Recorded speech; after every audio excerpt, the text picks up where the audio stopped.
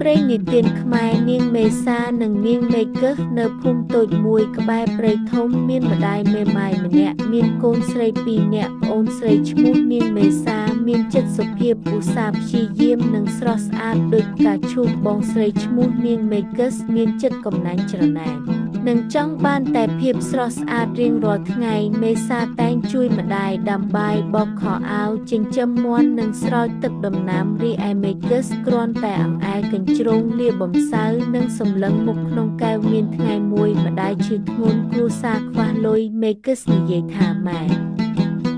បើចង់បានលុយត្រូវលក់គ្រឿងអលង្ការមាសរបស់មេសា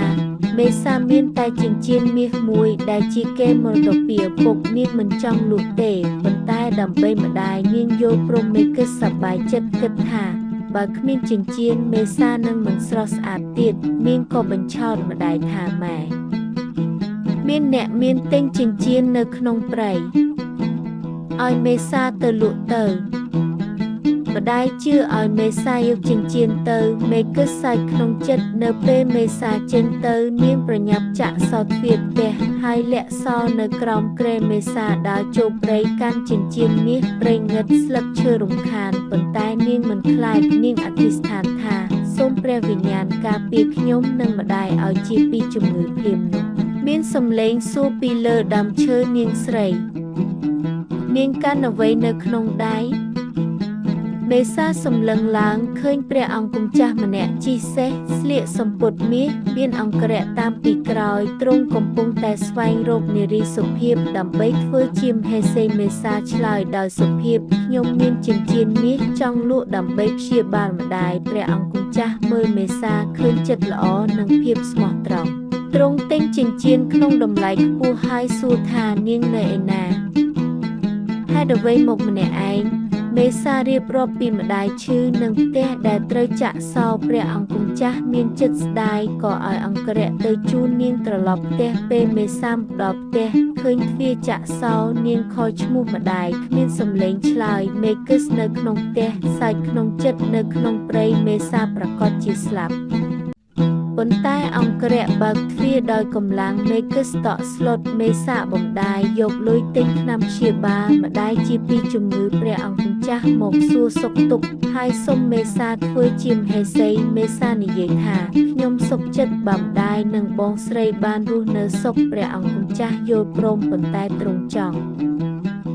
សាកល្បងចិត្តមេកឹសទ្រង់ឲ្យមានការប្រឡងអ្នកណាអាចធ្វើកុសលធំនិងបានរស់នៅក្នុងវាំងមេសាចែកអង្គសម្ពុតនិងថវិកាដល់ជនក្រីក្រមេកឹសធ្វើតែបន្តិចហើយនិយាយថាខ្ញុំស្រស់ស្អាតជាងគួរបានរង្វាន់ព្រះអង្គម្ចាស់ឃើញចិត្តទាំងពីរទ្រង់ជ្រើសរើសមេសាមេកឹសខឹងរត់ចូលព្រៃស្រែកថាខ្ញុំនឹងស្វែងរកគ្រឿងអលង្ការដែលស្រស់ជាងនៅក្នុងព្រៃមេកឹសជួបអារក្សចាស់អារក្សឲ្យគ្រឿងអលង្ការមានមន្តអាគមប៉ុន្តែប្រាប់ថានាងត្រូវបដូរចិត្តល្អរបស់មេសាមេកឹសយល់ព្រមនាងត្រឡប់មកដាក់គ្រឿងអលង្ការនៅក្នុងបន្ទប់មេសានៅពេលមេសាពាក់